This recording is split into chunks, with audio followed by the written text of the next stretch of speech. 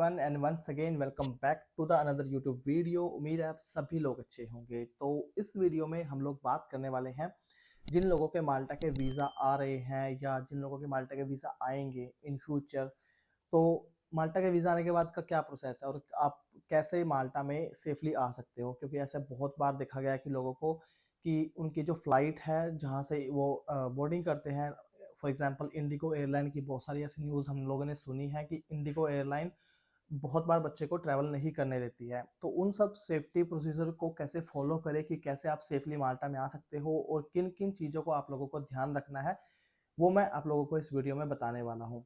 तो first and foremost जो लोग भी माल्टा अभी आ रहे हो, आप सभी लोगों को कॉन्ग्रेचुलेशन, क्योंकि अभी बहुत सारे वीज़ा आए हैं रिसेंटली।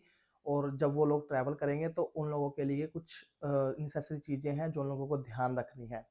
सबसे पहले तो डॉक्यूमेंट को लेकर जो भी लोग आ रहे हो, सबसे पहले तो आपके डॉक्यूमेंट सबसे ज़्यादा इंपॉर्टेंट है। अब डॉक्यूमेंट में क्या इंपॉर्टेंट है? सबसे पहले आपकी टिकट जो कि कंपलसरी है। सेकंड आपका इंश्योरेंस, आपका इंश्योरेंस आपके पास होना चाहिए। थर्ड आपको कॉलेज की तरफ से एक लेटर मिलेगा जिसे हम ट्रैवल लेटर बोलते हैं या फाइनल एक्सेप्टेंस लेटर बोलते हैं। आप लोगों के पास वो भी होना चाहिए। ये आपके नेसेसरी डॉक्यूमेंट है जो आपको 100% चाहिए किसी भी फ्लाइट को बोर्ड करने से पहले। ठीक है। इसके बाद आपके जो पर्सनल डॉक्यूमेंट है, जो आपके 10th 12th या आपके ग्रेजुएशन या आपके जो भी सर्टिफिकेट हैं, आप उन सभी डॉक्यूमेंट की एक एक कॉपी अपने साथ लेकर आएं। और जो आपके ओरिजिनल सर्टिफिकेट है उसकी सेम डुप्लीकेट कॉपी बनवाकर आप या तो एक कॉपी इंडिया में रखें, एक कॉपी यहाँ लेकर आएं, क्योंकि इन केस ऐसा होता है कि बहुत बार हमारा बैग मिसिंग हो जाता है या फ्लाइट में हमारा बैग कहीं मिस हो जाता है या माल्टा में आकर कहीं गुम हो जाता है।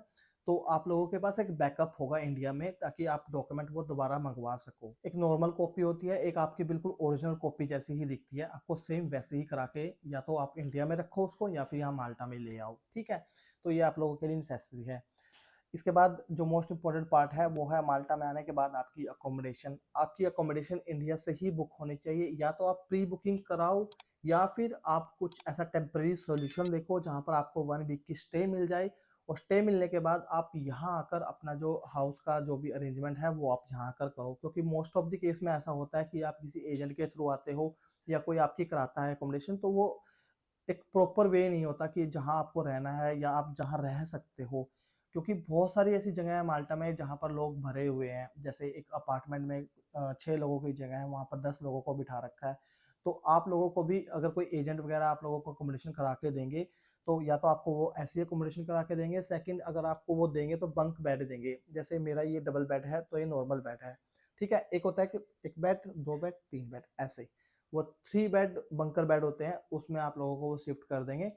तो बेटर है कि या तो आप 1 वीक पहले ही अपनी जो प्री बुकिंग है किसी 1 वीक के लिए कराओ, ताकि आप लोग 1 वीक के अंदर अपना अकोमोडेशन का सारा अरेंजमेंट कर सको खुद से। ठीक है। इसके बाद एक इम्पोर्टेंट चीज़ आती है, पैसे कितने लेके आएँ कि हमारा मतलब 1-2 महीने का खर्चा निकल जाए ईज़िली। तो देखो, मोस्ट ऑफ द केस में मैं क्या बोलता हूँ कि 1200 से 1500 यूरो आप एटलीस्ट लेके आओ। इसमें क्या होता है कि जैसे आप आते हो यहाँ पे, आप लोगों की हाउसिंग अथॉरिटी और हाउस एग्रीमेंट ये सब, इन सब में आपका 500 से 600 यूरो खर्च हो जाता है। उसके बाद आपको ट्रैवल कार्ड भी बनवाना है, उसमें भी खर्चा होगा आपका। और आपको कॉलेज वगैरह भी जाना होगा, थोड़े बहुत कॉलेज में चलो अपने खाने पीने का एक्सपेंस चलता रहता है। और आपको जो खाने पीने की चीज़ें आप लेके मतलब बहुत सारी चीज़ें ऐसी होती है जो आप नहीं लेके आ सकते, आपको यहाँ आके लेनी पड़ेंगी वो, तो उसमें भी आपका एक्सपेंस होगा।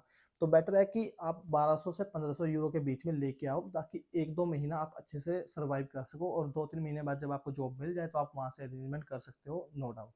ठीक है। तो ये मोस्ट इंपॉर्टेंट पार्ट है। आप लोगों की 3 चीज़ें मैंने आपको बताई, आपके डॉक्यूमेंट, आपके पैसे कितने आने चाहिए, लेके आने चाहिए आपको, और आप लोगों को अकोमोडेशन बुक करनी चाहिए पहले ही, 1 वीक पहले ही कहीं भी। ठीक है। तो ये मोस्ट इम्पोर्टेंट पार्ट थे। इसके बाद ऐसा कोई ज़रूरी नहीं है, जो कि सामान वगैरह मैं आप लोगों को लिस्ट आप लोगों को जल्दी ही प्रोवाइड करा दी जाएगी कि क्या-क्या सामान आपको नेसेसरी है, क्या-क्या सामान आप लेके आ सकते हो। नेक्स्ट वीडियो में आप लोगों को वो सब भी पता चल जाएगा।